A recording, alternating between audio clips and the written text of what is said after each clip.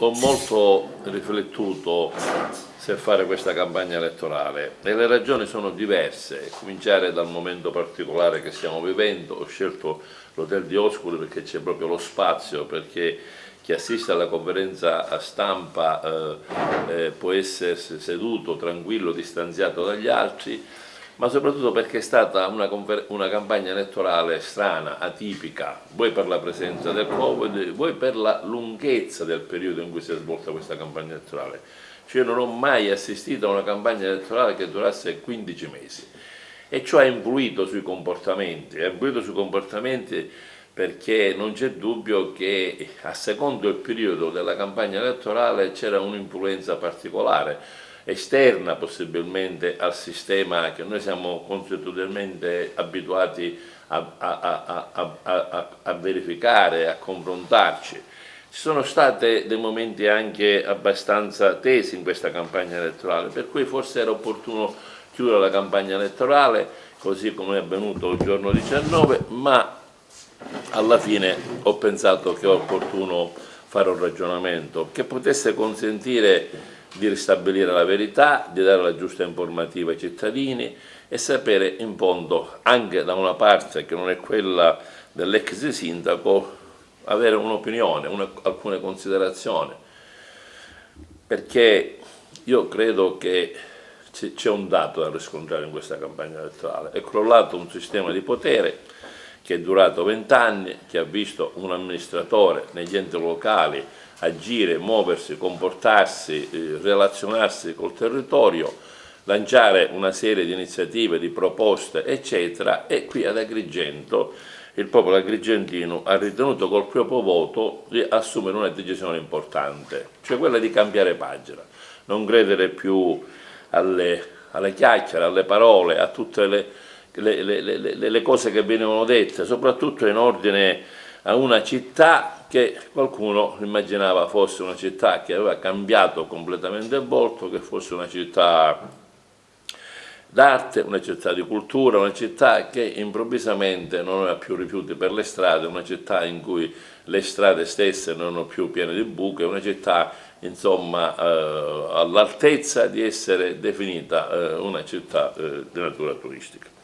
E se la campagna elettorale, devo dire che fino alla fase del primo turno ha avuto tutto sommato un confronto civile, da un lato un candidato soprattutto che chiedeva i confronti, che annunciava di avere fatto tantissime cose, e dall'altra c'era soprattutto il candidato che poi ha vinto l'elezione recitare un ruolo diverso, cioè recitare chi sa che la cittadinanza gli vuole bene e sa che è nel cuore della gente e che ha scansato qualsiasi confronto. Lo ha fatto con lo stile che gli appartiene, lo stile di una persona per bene, estranea al mondo politico, che ha messo in campo tutta la sua storia personale. E purtroppo però si è verificato un incidente durante questa prima fase, e cioè il momento della conclusione.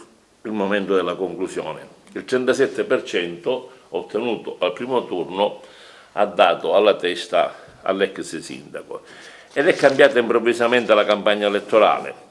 Una campagna elettorale è cambiata perché il sindaco ha ritenuto che forse aveva sbagliato qualche cosa durante l'iter della prima parte, perché riteneva che lui fosse meritevole della riconferma e che in fondo era opportuno nascondere tutte le sue inadempienze rispetto alla città e quindi iniziare una campagna elettorale diversa, di aggressione soprattutto nei confronti del candidato sindaco e del sottoscritto.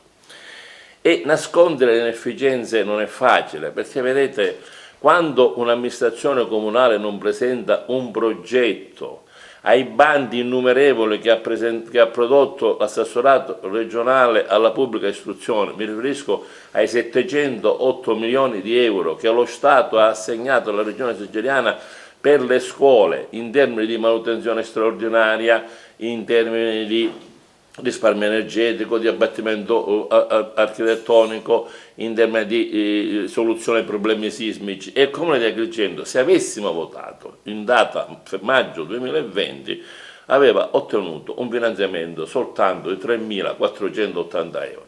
Oppure i bandi per la pubblica amministrazione o per il risparmio energetico dei palazzi di città, ben 230 milioni, che il Comune di Agrigento non ha presentato progetti perché, così come aveva annunciato durante le sue dichiarazioni programmatiche, avrebbe conferito l'incarico a un Energy Management per poter fare lo studio del privacy del Comune di Agrigento, in realtà questo studio ancora non è completo e quindi non ha potuto partecipare ai bandi. Non partecipare ai bandi, per capirlo bene, significa non poter ridurre di almeno il 50-60% il costo che c'è dell'energia al Comune di Agrigento.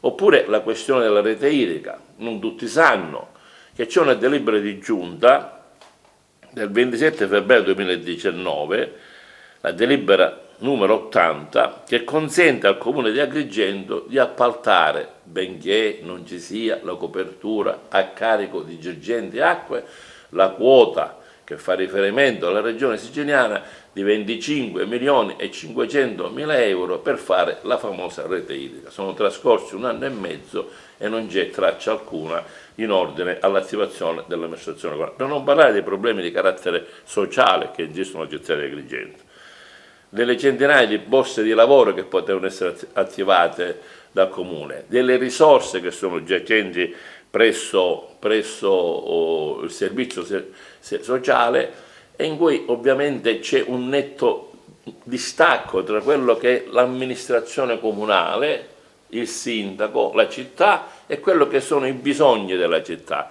Lì è stato il cortocircuito dove il sindaco uscente non ha ottenuto la riconferma, ma la riconferma, state attenti, non è legata soltanto al sindaco, che è stato accentratore di tutta l'attività politica, ne hanno pagato le conseguenze anche i suoi collaboratori, i suoi consiglieri comunali, gli assessori, che da 400-450 voti, presentandosi all'elezione convinti di ottenere un risultato straordinario, in realtà hanno ottenuto un dato che è almeno 2/3 inferiore a quello che hanno ottenuto la scorsa campagna elettorale, quando si sono presentati da semplici cittadini e non da amministratori uscenti. Quindi una bocciatura che ha riguardato l'intera classe dirigente che ha governato il Comune.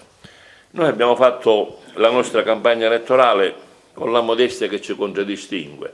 Non abbiamo acconsentito ad alcuna campagna elettorale che potesse essere un contrasto personale tra il sindaco uscente e il sindaco entrante, tra il sindaco uscente e il sottoscritto, perché lì era il tema della campagna, fare diventare uno scontro di ordine personale con il sottoscritto, e che ovviamente si è, dopo il famoso 37% che gli ha dato alla testa, tentare di creare una condizione politica di contrasto, ripeto, personale.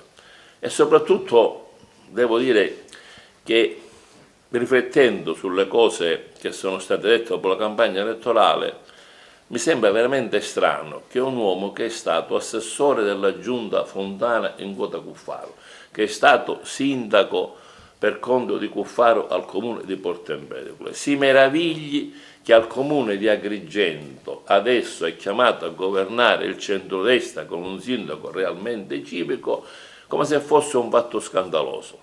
Il centrodestra è sempre lo stesso, è quello di ieri, che si riuniva all'ex Jolly Hotel nel 2005 di Agrigento, quando Cuffaro mi sollecitò ad aderire al progetto di Ferretto candidato sindaco, è lo stesso centrodestra oggi che si candida a governare questa città. Quindi lasciamo perdere i finti protagonismi civici, lasciamo perdere il famoso richiamo alla società civile, perché nelle fila, ed è giusto che sia così, del sindaco Firetto ci sono candidati che hanno una storia politica.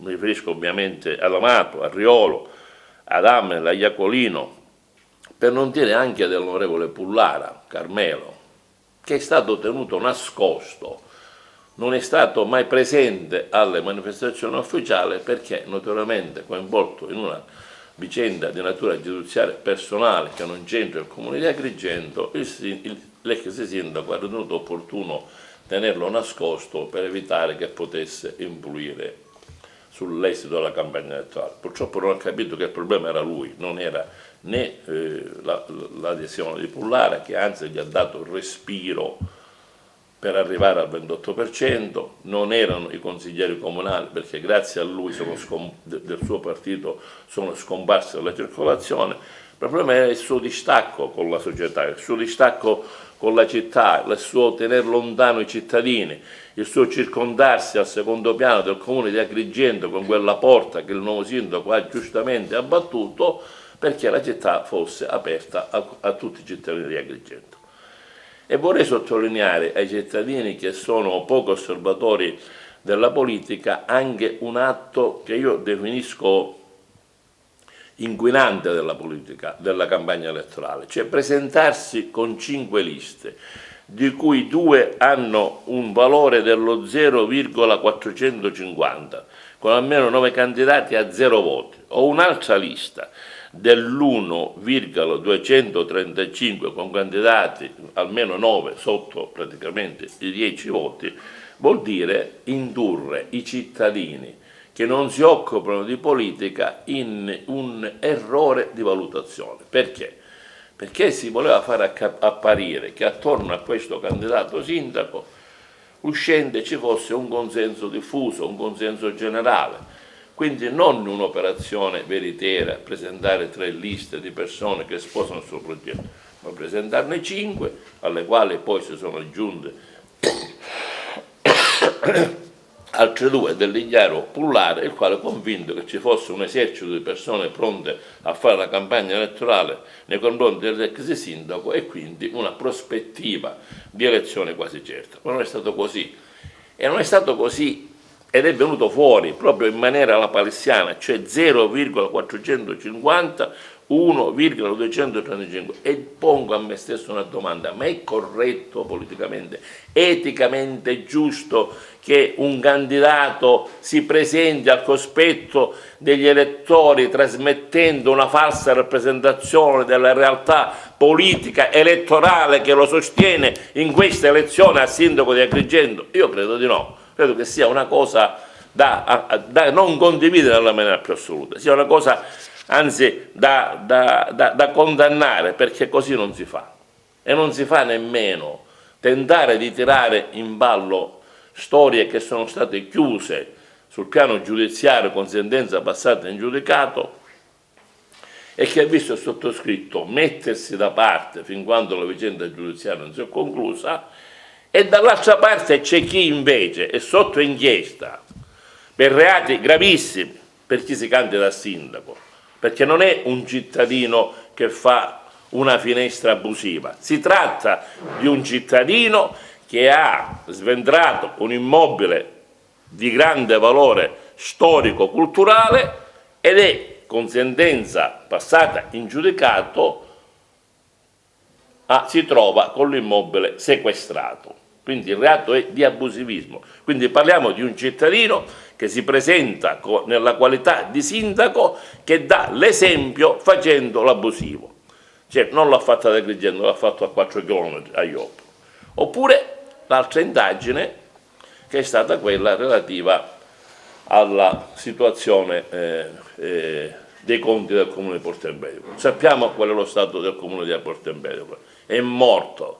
Il comune di Porto Empedocle avrà rogne per almeno altri 20 anni, a meno che l'Europa, a seguito delle risorse Recovery Fund, si inventi qualche cosa, ma non c'è dubbio che il comune di Porto Empedocle versa in una condizione difficile, c'è un'indagine aperta e mi permetto di dire che un candidato che ha a carico imputazioni così pesanti avrebbe fatto meglio dire: io ho fatto il mio sforzo, ho fatto la mia attività, ho fatto il mio percorso, ma non ritengo in questa fase di ripropormi come candidato. E invece non solo si ripropone, ma manda avanti una serie di persone che a vario titolo, diretto o indiretto, lavorano praticamente per conto del comune di Agrigento a sprolocare nei confronti miei, soprattutto per una vicenda ampiamente chiusa con l'assoluzione, oppure nei confronti del sindaco che non ha sostenuto alcun confronto. Il sindaco di Agrigento attuale si è comportato come l'ex sindaco si era comportato nella campagna elettorale del 2015. Campagna elettorale che lo ha visto vincere. Devo dire che sono grato alla magistratura per non aver assunto decisione in questa fase di campagna elettorale, perché poteva esserci vittimismo o poteva esserci la scusa per dire che il consenso era stato inquinato. La magistratura ha rinviato le udienze proprio perché non ha voluto partecipare involontariamente alla campagna elettorale. Se ne è rimasta in disparte alla sua attività, riprenderà subito dopo queste elezioni e in fondo credo che sia stato un comportamento assolutamente apprezzabile nel merito e soprattutto anche con un po' di discernimento politico, perché vedete, quando poi si interviene alla magistratura ci possono essere vittimismi, ci possono essere persone che dicono che la campagna elettorale è stata inficiata, invece tutto si è svolto con una linearità straordinaria. Si è fatta la campagna elettorale, nel secondo turno è degenerata soprattutto nei miei confronti e nei confronti del sindaco, e però il risultato il popolo l'ha dato lo stesso, perché il popolo ha emesso una sentenza. E ora non è che è finita qui la campagna elettorale, ancora assistiamo al sindaco uscente che parla che resterà in consiglio comunale. Noi siamo ben lieti che resta in consiglio comunale, perché potrà assistere come si fanno le cose a un controllo severo. Beh, la legge parla di controllo, ma poi i controlli sono controlli, non è che esiste un controllo severo, perché aggiunge questo aggettivo per cui noi siamo tutti impauriti che lui controllerà giorno per giorno l'attività. Noi glielo chiediamo noi stessi, perché l'opposizione ha questo compito, perché è giusto che lo faccia, è giusto anche che noi facciamo un'altra cosa.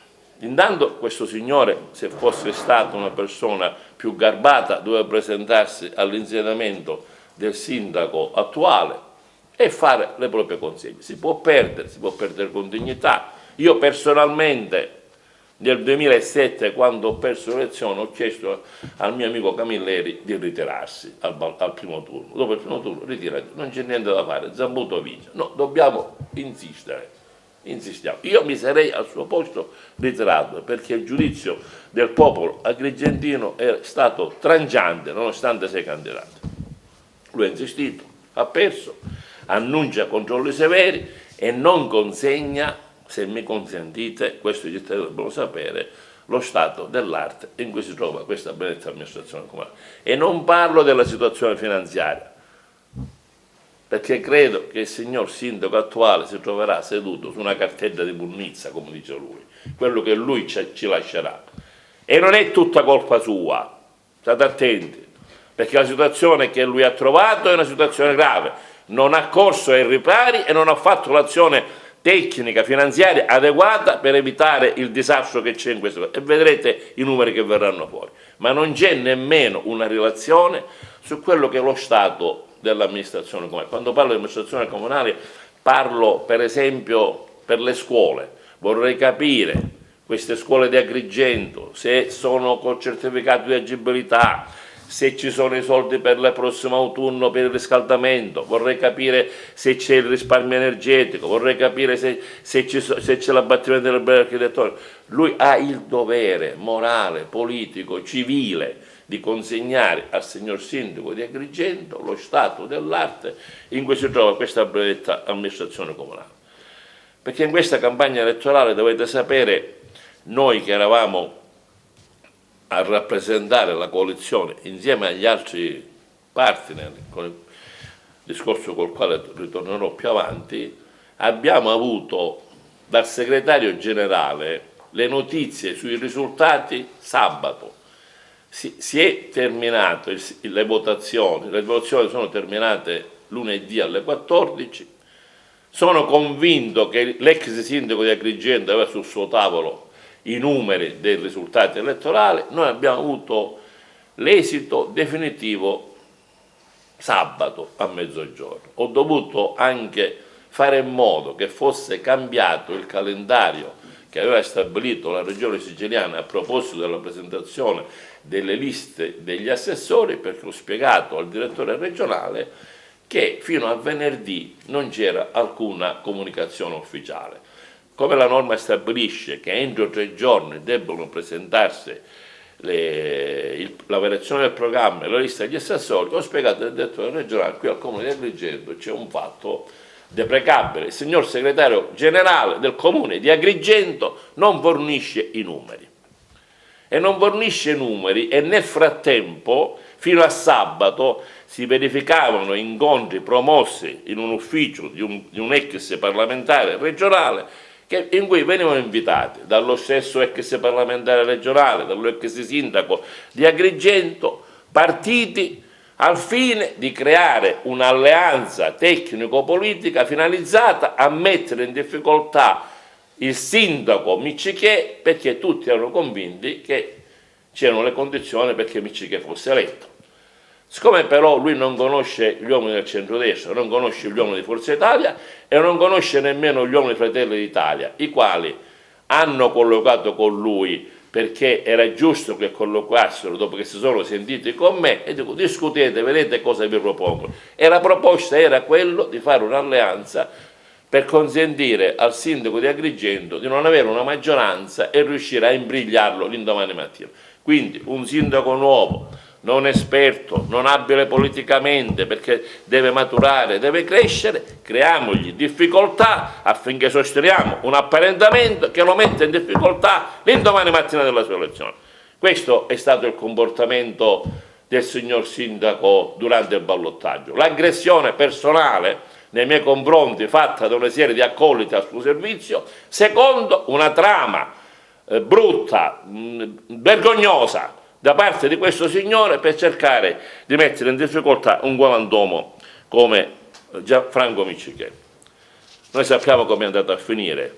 Noi avevamo stabilito con gli uomini del centrodestra della città di Agrigento che il primo turno fossero come delle primarie, e che alla fine del primo turno chi raggiungeva il ballottaggio aveva l'obbligo politico e soprattutto morale di allearsi per creare le condizioni di un governo di centrodestra. Così era stato promesso prima della campagna elettorale e così è stato.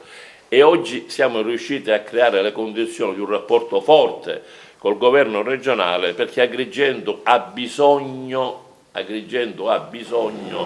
del sostegno del governo nazionale e, quando sarà possibile, anche del governo nazionale, perché l'Agrigento da solo, col suo bilancio, con le sue difficoltà, con le sue entrate, con la crisi economica che c'è, certamente non ha grande disponibilità finanziaria, tutt'altro, pochissime per non dire irrilevanti. L'unico sostegno può essere il governo regionale con le risorse europee, l'unico sostegno possono essere le risorse che arrivano direttamente dalla Comunità Europea, l'unica risorsa possono essere quello dello Stato per realizzare quelle infrastrutture che siano essenziali per la città di Agrigento. E noi riteniamo che ad Agrigento l'occasione di Franco Miccichè eletto sindaco ci ha consentito di realizzare un'operazione politica di straordinario valore che ha rimesso in moto il centrodestra siciliano con un'operazione federativa che ci ha tutti quanti consentito di riappacificare e di avviare un percorso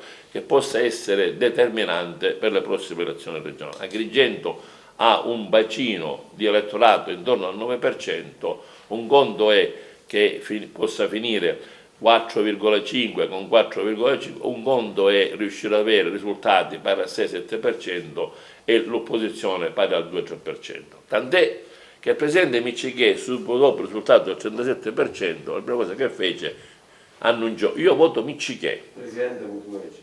No, ma Miccichè. No, Poi ci fu l'incontro con Musumeci, che Musumeci, che aveva fatto la sua parte di lavoro, concludemmo tutta l'operazione per alcune cose da fare, intanto le opere igienico-sanitarie che mancano ad Agrigento, intanto la questione del centro storico, intanto le questioni della digitalizzazione del Comune di Agrigento, perché il Comune di Agrigento, così come ha detto l'ex sindaco di Agrigento in occasione della presentazione del suo programma nel 2015, che annunciava una rivoluzione digitale, oggi siamo sempre allo stesso livello del 2015 e quindi per noi sarà certamente un momento di assoluta importanza riuscire a collegarci con tutto ciò che riguarda la digitalizzazione. E alla fine di tutto questo percorso, di questo sistema di potere, di questa comunicazione, di queste tante storie, di questo cantastorie che parlava continuamente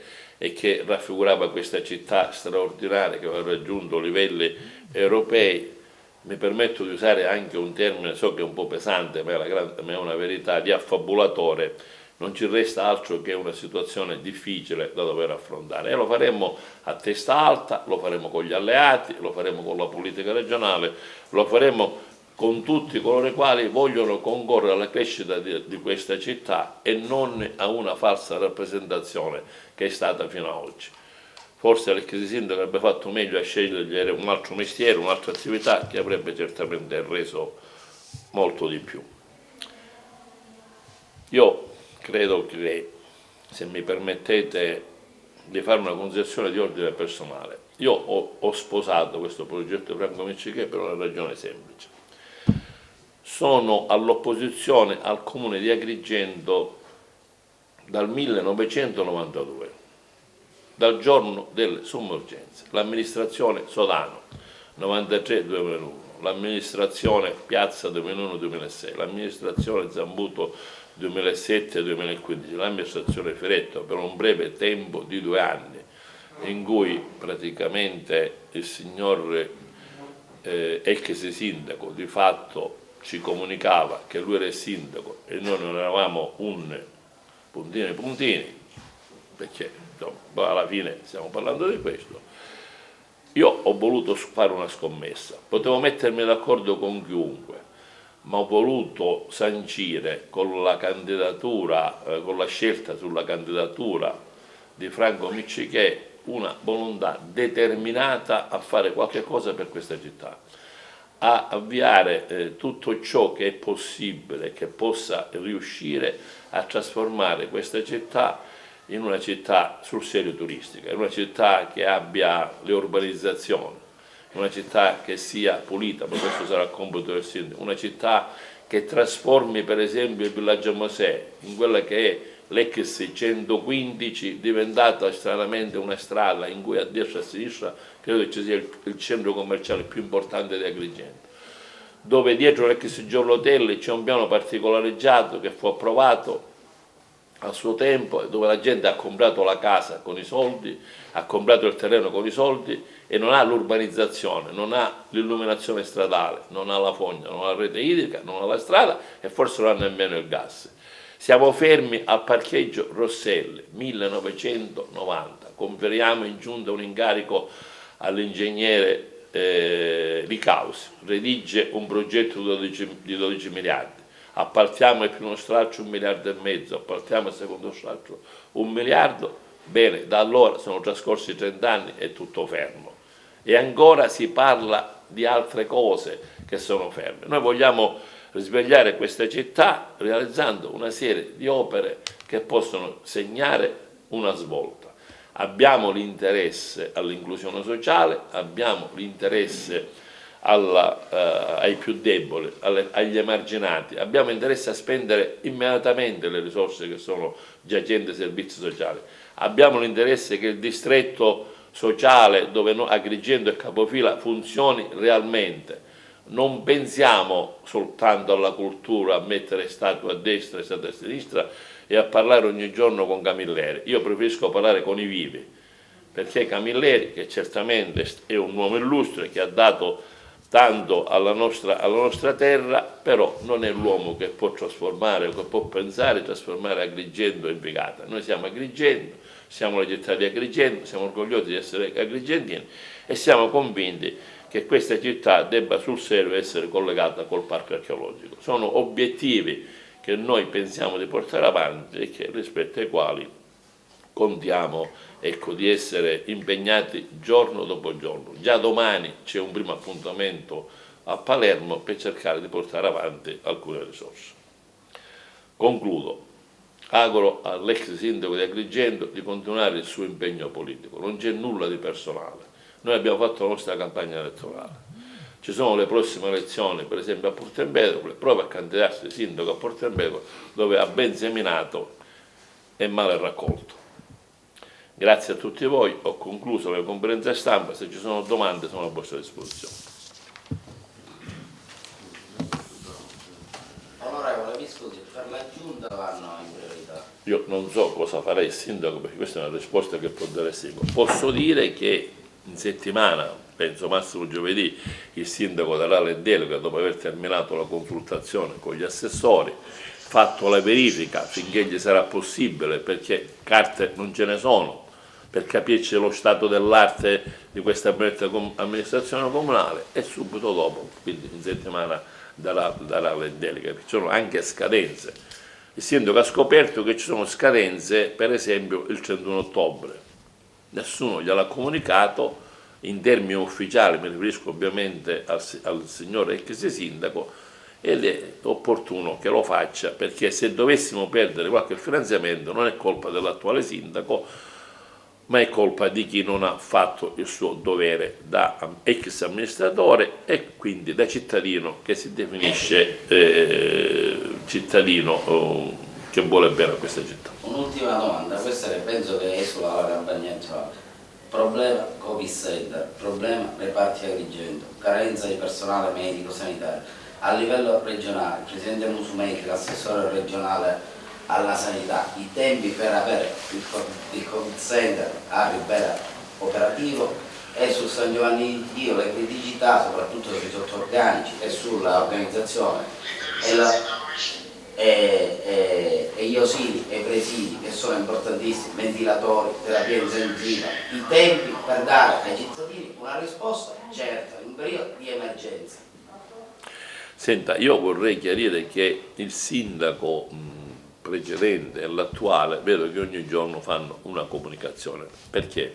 Perché il sindaco intanto è il rappresentante legale della città e poi è colui il quale ha una, diciamo così, una responsabilità in ordine a quella che è l'igiene, in questo caso la pandemia e così via, ma è una responsabilità indiretta.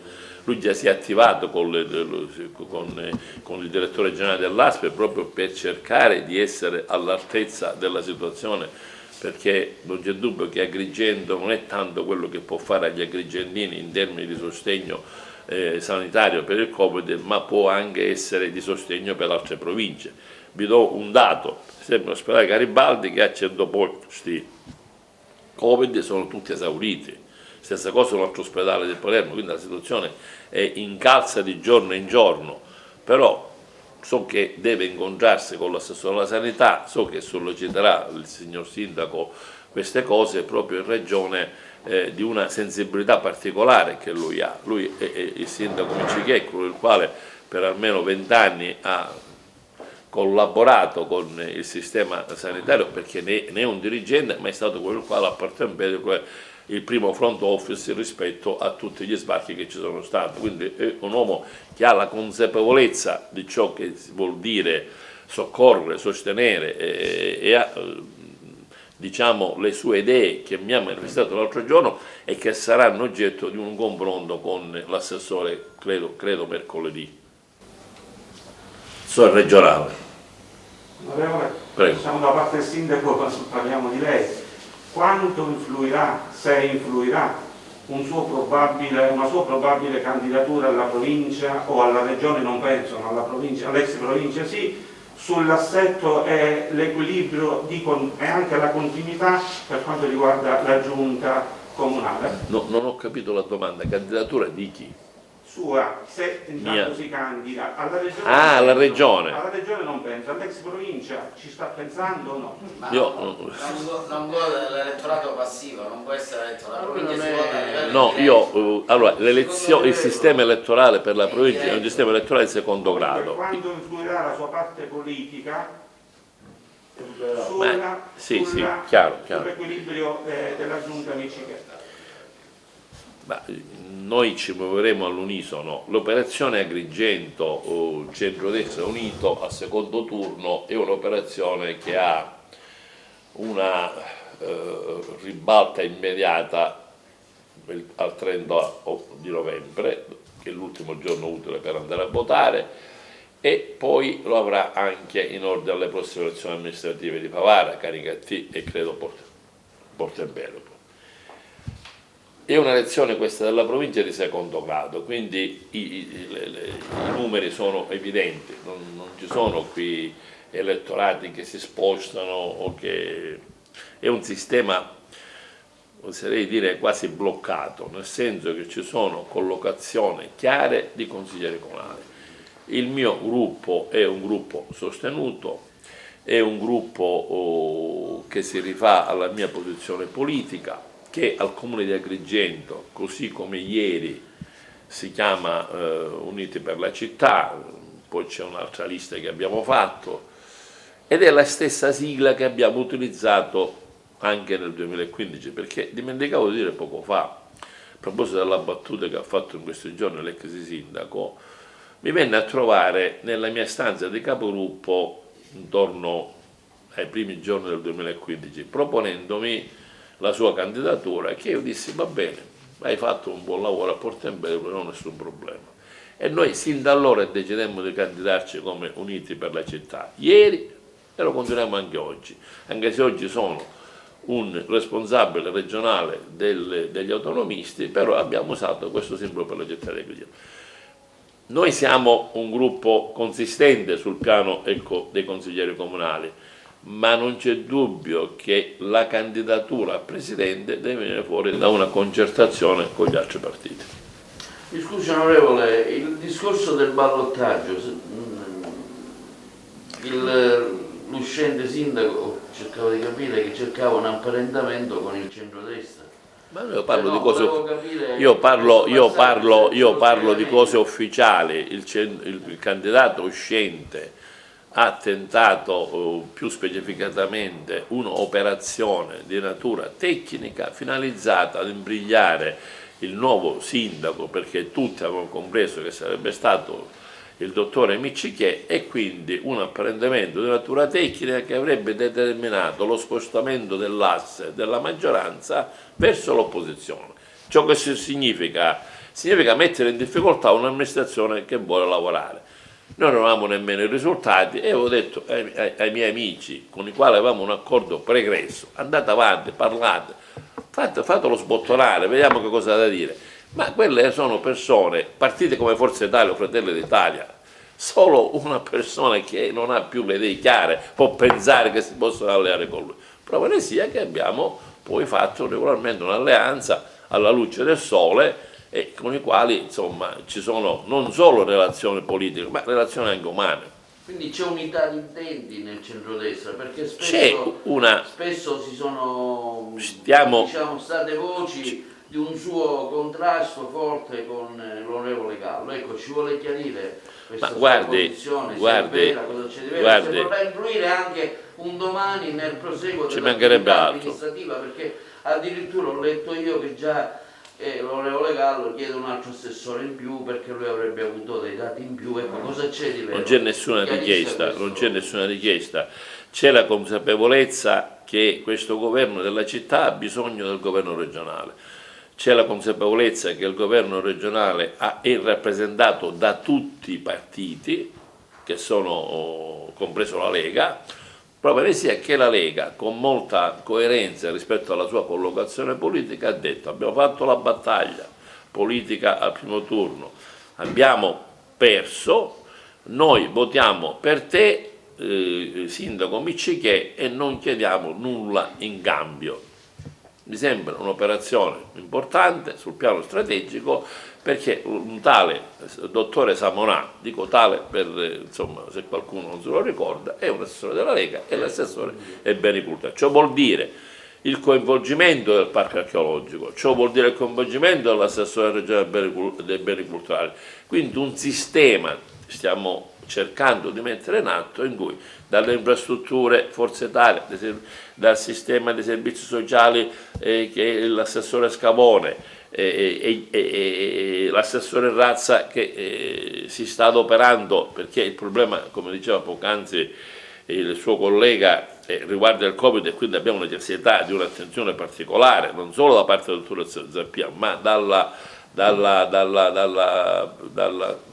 sostegno anche finanziario, qualora dovesse servire, da parte dell'assessore regionale sanità e infine il presidente Musumeci e il presidente Miccichè. Perché? Perché vedete, se noi non riusciamo a fare una legge alla regione siciliana in cui sul piano politico e quindi legislativo immaginiamo che un'opera pubblica o un'opera privata nel centro storico è assimilabile a qualsiasi opera pubblica che abbia le caratteristiche dell'urgenza, dell'indifferibilità, noi non vedremo mai una innovazione nel centro storico.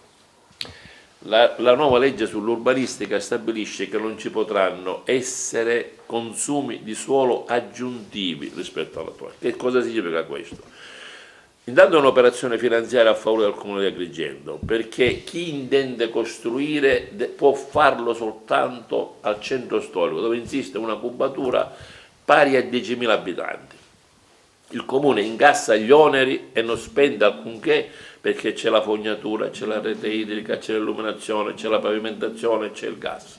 Secondo, se l'opera, cioè immaginate un fabbricato di 1000 metri quadrati e c'è un tizio che ne ha 500, non può procedere alla ristrutturazione della sua parte perché la consistenza immobiliare del manufatto è tale che l'intervento deve essere totale. Caratterizzare con legge che l'immobile ha queste caratteristiche, ne ho parlato col presidente Savarino proprio ieri qui in questo luogo e presenteremo apposita norma nella finanziaria. Ciò consentirà al cittadino titolare di queste 500 metri di fare la procedura, di attivare la procedura espropriativa. La procedura espropriativa consente di acquisire l'immobile a valore che è quello commerciale. Quindi questo cosa determinerà? Determinerà un riprendere vigore il centro storico di Agrigento, quindi incanalare questo dispositivo legislativo nell'ambito della 70 al 76 e se ci aiutano anche i recovery fund potremmo immaginare anche, così come è stato per il Comune di Palermo, una ristrutturazione con parte anche a contributo a fondo perduto. Questo è stato fatto con legge, non mi sto inventando niente, con legge 25 del 1993, articoli 123, 124, 125, 126 e seguenti. Se non dovessimo fare questa operazione, noi non potremo mai recuperare il centro storico di Agrigento. Questa è un'operazione legislativa di appena 4-5 righe che darà respiro non solo all'edilizia agrigentina, ma consentirà a tanti, invece di andare a cercare terreni, spazi che sarà impossibile avere la licenza, cioè ci porta a rivedere il piano regolatore, che deve avere, come dice l'articolo 3 della legge, consumo del suolo tendente a zero, cioè solo opere di una certa caratteristica possono fare, opere pubbliche, alberghi, palazzi per uffici. Quindi l'idea che qualcuno possa pensare di avere uno spazio di terreno, 10.000, 20.000 per fare una speculazione edilizia non esiste. Esiste invece, se riusciamo a portare in porto questo dispositivo legislativo, ad avviare una velocizzazione di quelle che possono essere le attivazioni imprenditoriali nel centro storico, che mi permetto di dire che il centro storico di Agrigento ha un suo valore. Onorevole, durante la campagna elettorale si è parlato tanto di riperimetrazione del parco, cosa che insomma molti si sono lanciati contro. Sì, no, lo capisco, ecco, ma cosa vuol dire riperimetrazione del parco? Se la critica la fa l'ex sindaco che è sotto inchiesta per abusivismo, insomma, mi viene da ridere. Se la critica è fatta perché si ritiene che la regione siciliana, nonostante gli impegni finanziari che noi chiederemo e lì dovrà mettere in campo per fare le opportune ricerche archeologiche, per esempio si è iniziato il percorso del teatro, non si capisce perché si è lasciato in sospeso. Io credo che la Regione debba fare una serie di investimenti sui nostri 1200 ettari di terreno destinati al parco archeologico di inefficabilità assoluta. ma ritengo che però accanto a questi investimenti bisogna pensare laddove il vincolo è realmente archeologico, laddove il vincolo invece è ambientale, perché se la regione siciliana con i fondi europei fa un investimento, allora si può parlare di una riconsiderazione alla luce degli scavi, non alla luce di sensazioni, perché come avete visto si immaginava, me lo disse il professore De Miro, che il teatro di Agrigento fosse nella zona dove c'è la pompa di benzina Nuara, e invece si è scoperto che è un altro posto, per capire, quindi bisogna fare gli scavi, fatti gli scavi, allora è giusto, quindi il governo regionale abbiamo chiesto impegnati per fare gli scavi. Il termine riperimetrazione del parco archeologico è una semplificazione, cioè è per dire cosa volete fare. Vorremmo capire se questi 1200 ettari di terreno sono solo archeologici, oppure sono archeologici 950, 1100, ma ce n'è 10 metri quadrati che sono praticamente solo vincolo ambientale. Credo che sia giusto un diritto anche, per consentitemi di dirlo, affrontare il problema sociale. Tutte queste persone che hanno questi immobili, alcuni a titolo anche di unica proprietà, non possono, lasciamo perdere l'atto catastale, la proprietà, lasciamo perdere queste cose, ma non hanno nemmeno un godimento di questa cosa. Se c'è bisogno di fare una riparazione del tetto, in teoria non la possono fare. Credo che il governo nazionale, quello regionale non credo che lo possa fare, deve porsi il problema. Anche perché l'articolo 3 della legge sul parco dice che le varie zone sono soggette a prescrizione differenziata. Sì, ma bisogna, le prescrizioni differenziate bisogna farle se sei certo che qui non c'è nulla, ciò che è paesaggistico è paesaggistico, o ciò che è ambientale. La frase per riparazione è la semplificazione, ma c'è stato tutto un ragionamento col Presidente della Regione, quale su questo versante è sensibile ma cauto, così come è sensibile e cauto il sindaco Miccichè. Onorevole, mi scusi, per la viabilità soprattutto delle statali 189 e 640 è calato il silenzio, ci sono problemi oggettivi con le società, il concordato preventivo dell'SMC di Bolognetta. Ieri c'è stata una polemica secondo me di basso profilo tra l'onorevole Panepinto e l'onorevole Savarino sulla Bivona Palazzo Adriano, il ponte Morandi, la galleria Santa Lucia. Diciamo, queste opere sono ancora letteralmente incompiute, altro che cantiere di 1000 giorni, altro che la 640 che aveva ideato il suo amico Donofrio nel 2000, siamo nel 2020, ancora per arrivare a Caltanissetta ci sono le strozzature. Ma intanto devo dire che quest'opera, che è oggetto di critica, di polemica tra la Savarino e più che altro fatta dall'onorevole Panepinto, io devo dire come stanno le cose. L'onorevole Panepinto su questa cosa si è battuto in maniera straordinaria, a suo tempo ricordo benissimo, eccetera, e in questa legislatura questa cosa è stata ripresa un po' da tutti noi.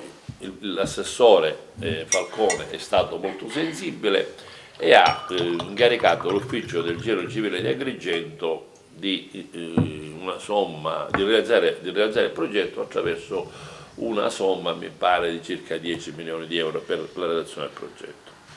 E sono anche previsti nella nostra programmazione 130 milioni per la realizzazione della Santo Stefano Ribera.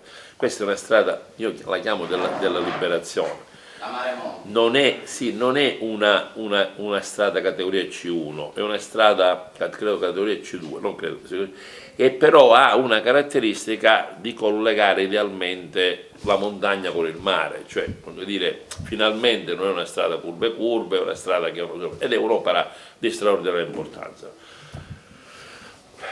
L'onorevole Panepinto, che di quel territorio ha fatto una polemica, forse poteva farne a meno, di fatto però questo governo è riuscito a dare un impulso. La seconda, la questione dell'Agrigento-Palermo. Intanto è un compito dell'ANAS. Come provincia noi ai tempi di Dorsi abbiamo fatto lo studio di fattibilità della parte che riguarda Agrigento-Cammarata. C'è uno studio di fattibilità che è costato 4 milioni di euro ed è stato trasmesso all'ANAS, che deve fare il progetto esecutivo per la realizzazione, per la progettazione dell'opera.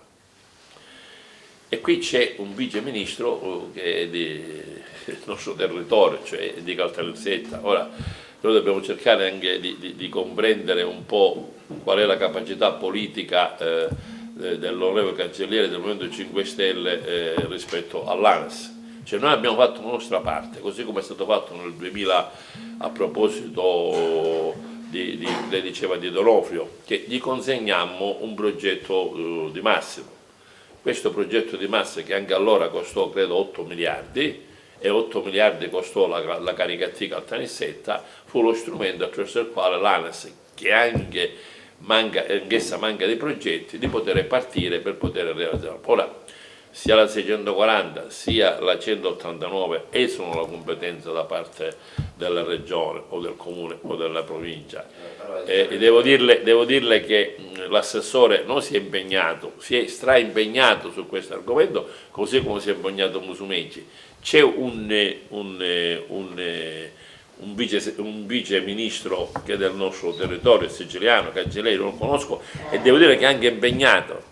Però di fatto c'è questa CMC che è una struttura che si è aggiudicato sia la 189 che la 640, che è andata incontro a fallimento, ma la regione lì non può fare altro che sollecitare, pressare, non ha una competenza diretta su questo argomento, e Falcone lo sta facendo con un impegno, ha fatto anche una scommessa che non si sarebbe riaperto nemmeno la strada che è stata interrotta per 5 anni, perché qui una strada si interrompe per 5 anni e nel frattempo a Genova praticamente il ponte si fa in un anno. Purtroppo questo lo registriamo, ma ci sono competenze che attengono alle assemblee regionali, agli enti locali, e ci sono competenze che attengono al governo nazionale e in special modo all'ANAS. Scusi onorevole, volevo capire, Agrigento è una città satellitare dai tantissimi quartieri che negli anni purtroppo sono stati totalmente abbandonati in tutti i sensi, mi riferisco alle infrastrutture, al verde pubblico. Ecco, la regione in questo senso, in questo partnership di accordo del centrodestra, darà finalmente delle risposte o assisteremo sempre a quartieri dormitorio come intanto e magari si guarderà solo al centro storico, a quelle 4-5 vie principali, così chi entra ad Agrigento insomma vede Agrigento bella, quando in realtà le periferie sono importantissime, perché sono i luoghi dove la gente vive e che purtroppo insomma vediamo sotto gli occhi di tutti sono molto abbandonati. La strutturazione della città certamente non ci aiuta, le opere di scelte strategiche, il piano Ghio del 1970 dopo la frana che ci portò a Fontanelle, ci portò a Monserrato, eccetera, non sono state scelte felici, perché di fatto hanno collocato una serie di persone lì, perché si è sviluppata un'edilizia popolare economica, cooperative e cose di altro tipo, che hanno, come posso dire, trasformato quel territorio che era un territorio di campagna in un territorio abitativo. Ora, io non credo che sia il problema delle opere pubbliche, perché in fondo le opere ci sono. Il problema è l'attenzione dell'amministrazione comunale. Proprio ieri parlavamo con l'assessore Pisano, col sindaco Micci, che per esempio che il Natale arriva anche per le periferie. Sembrerà una cosa sciocca, ma noi abbiamo stabilito ieri di fare un appello non solo all'assessore regionale al turismo, ma anche al parco, perché quest'anno il Natale arrivi anche in periferia, non solo a Viale della Vittoria o in Via Atenea, non lo dico perché, o in Via Mera, lo dico perché c'è il Covid, è un momento triste per tutti noi, ma quello che è l'illuminazione, il tentativo di portare il Natale attraverso l'uomo che viene con la zampogna o altre cose di questo tipo, in periferia e nel centro urbano, sono segnali attorno ai quali certamente l'amministrazione comunale si vuole impegnare. Il sindaco, per esempio, grazie ad alcuni imprenditori che lo stanno sostenendo in questo momento, perché ovviamente ha trovato non solo il bilancio non approvato, ma anche le casse vuote, ripeto, non mi meraviglia questo, i comuni sono tutti in difficoltà, si è assunto un impegno che entro Natale vuole riattivare l'obelisco, la fontana che c'è lì, l'illuminazione, per dare un segnale posso dire che la città tende a riprendersi e a essere, diciamo, qualcosa di diverso rispetto al passato. Non che il Viale Vittoria non fosse al centro dell'amministrazione comunale, ma questa fontana messa lì inspiegabilmente all'asciutto, spiegabilmente senza illuminazione, determina ovviamente, soprattutto la sera, un momento di sconforto. Dare questi piccoli segnali, spesso piccoli segnali, sono cose, e dovremmo cominciare con il Natale. I tempi sono stretti, ma grazie a un po' di sostegno di persone che vogliono bene a Franco Miccichè, che sono interessate a che Franco Miccichè fa buona figura, io credo che qualche segnale prima di Natale lo vedremo. Il resto è assegnato un po' all'attivazione di quelli che sono tutti i fondi comunitari attraverso una programmazione. È proprio di questi giorni un bando di circa 1 miliardo di euro, che non solo è l'ambiente, non solo è il respiro, non solo che è l'aria, l'attenzione verso l'aria, ma è anche, mi permetto di dire, una sorta di urbanizzazione, rigenerazione urbana, valorizzazione per esempio della parte boschiva all'interno della città. Sono tante piccole cose che un comune da solo non può fare se non c'è la politica dietro che lo sostiene in tutte le procedure di natura amministrativa e tecnica, e con la forza politica riuscire a ottenere i finanziamenti per rivitalizzare questa città. Sul Consiglio Comunale, scusate, sì. Tornando al discorso della politica, Francesco Miccichè l'ha detto prima, una maggioranza di 16 consiglieri comunali. Adesso ci sarà da eleggere il Presidente del Consiglio Comunale, quali scenari prevede? Intanto il Consiglio Comunale credo si debba convocare 90 giorni e 20 giorni dall'insediamento. Non so se qui c'è il dottore Vullo, non so se ha già stabilito una data. L'ultimo giorno è il 9?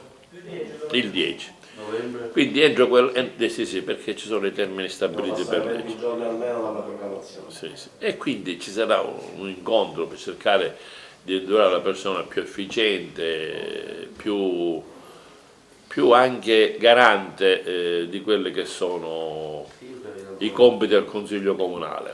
Non sarà un Presidente del Consiglio che farà un controllo severo, ma sarà un Presidente del Consiglio che garantirà maggioranza e opposizione, anche se appartiene alla maggioranza. È vero che tocca a Forza Italia? Guardi, non se ne... anticipazione di qualche collega. No, l'ho letto anch'io al giornale, può darsi sui giornali, può darsi io non ho partecipato a alcun incontro. Credo che ci sia ovviamente qualche avanzo di Fratelli d'Italia, diventerà bellissimo, della Lega, no, della Lega no, e anche noi, perché in fondo le 3 liste che l'hanno sostenuto c'è qualche legittima rivendicazione. La cosa che interessa comunque è una persona di equilibrio che possa mettere l'opposizione di potere avere il giusto spazio e la maggioranza di poter governare. Non farà lo speaker, giusto, ma farà la sua parte. C'è un profilo che avete individuato? No, ma guardi, sono tutte persone, alcuni nuovi che conosco così, ma non so le capacità al presiedere un consiglio comunale, giusto? Io lo presiedevo e non vi nascondo che allora erano le prime armi e presiedere il consiglio comunale non è facile. Oggi presiedo l'assemblea e insomma, ed è tutto sommato diciamo un Parlamento e mi trovo a mio agio. Certo, io ho un'esperienza consolidata, qualcuno mi vuole mandare a casa, ma io resisto. Io ho superato problemi personali di salute, ho superato problemi giudiziari, sono qua. Quando il popolo che sono decide di mandarmi a casa, me ne andrò a casa, senza polemica con alcuno, se il popolo decide. Onorevole, mi scusi, gestione integrata dei rifiuti, modestissima mia opinione, da Agrigento qualcosa non ha funzionato, sistema dei mastelli e quant'altro. Alla Regione avete approvato la legge sulla riforma dei rifiuti. No, non l'abbiamo approvata ancora. Comunque, tenga conto però l'andazzo di centralizzare con i cosiddetti ADA il sistema dei rifiuti. Ora, siccome c'è una parcellizzazione anche nel territorio, mancano i CCR e c'è il problema delle discariche non a norma. Secondo me, se non c'è una riforma generale del sistema integrato dei rifiuti a livello regionale, a livello comunale anche il più grande sindaco del mondo avrà difficoltà. Certo. Questa è una mia opinione. Anche perché il programma prevede il ritorno in house del servizio, mi pare. Ma si farà anche il termovalorizzatori? Ho sentito che Musumeci allora, ci sono due ci sono due aspetti che dovete tenere conto. Il primo è che la legislazione che il Presidente Savarino governa in Commissione alla sua qualità di Presidente è una legislazione che riguarda la sistemazione di quelli che sono gli atti finora posti in essere, perché i soggetti nel tempo hanno proceduto a una serie di assunzioni senza concorso, questo lo sapete, e la Corte dei Conti dice che questo andazzo non è più possibile. Quindi questo è un atto legislativo che mette al riparo una serie di questioni di natura amministrativa, contabile, finanziaria, eccetera, eccetera. Altra cosa è quello di cui credo voglia dire il dottore Pace, cioè come facciamo per risparmiare, far costare meno e rendere un servizio efficiente. E questo è un argomento, una discussione proprio in questi giorni. Il governo sta discutendo per esempio nel caso di fare un inceneritore in Sicilia di un valore modesto, mi piace circa 500 milioni con un progetto di finanza eccetera. Certo il trasporto incide molto, la raccolta a sua volta incide per altri motivi. Va fatta un'operazione su questa vicenda che possa mettere in condizione comune di non essere dissanguati, perché se da un lato è vero che la tariffa è a carico dei cittadini, dall'altro lato, siccome molti cittadini o non ci sono o non pagano, qualcuno deve pagare e paga le casse del comune. Quindi c'è una condizione in cui la sofferenza dei comuni è anche legato al sistema dei rifiuti che è saltato. Questo Musumeci ce l'ha ben chiaro. Non lo risolveremo con la legge, lo risolveremo attraverso un sistema dei rifiuti che come è strutturato per ora di fatto non funziona. Onorevole, mi scusi, giusto per toccare la regione, so che ci sarà un rimpasto, la nostra provincia, la nostra città si dice che potrebbe essere interessata con qualche delega assessoriale, ecco lei come esponente di spicco. Ma guardi, io me lo auguro. Della regione cosa ci può anticipare? No, io me lo auguro se c'è un ritorno politico nella nostra provincia, qualunque esso sia, qualunque colore, perché insomma la nostra provincia se ha un riferimento soprattutto in termini infrastrutturali, non so, l'agricoltura, il territorio ambiente, l'urbanistica, giusto, che è il motore di tutto lo sviluppo siciliano, o gli stessi lavori pubblici o qualche altra cosa, o anche gli stessi beni culturali. C'è un'idea di fare più che un rimpasto, mi permetto di dire allo Stato, una richiesta di Forza Italia di cambiare parte della delegazione. Questo è. Quindi solo Forza Italia? Questo è, però lei sa che quando si mette in moto un meccanismo può succedere tante altre cose. Il Presidente della Regione è un po' restio a cambiare le cose, perché capisce che ogni tassello che cerca di modificare succede poi le reazioni, le cose. Io credo che se si perde ancora tempo finiremo per essere travolti dalla finanziaria e quindi l'argomento si sposta poi a dopo la finanziaria.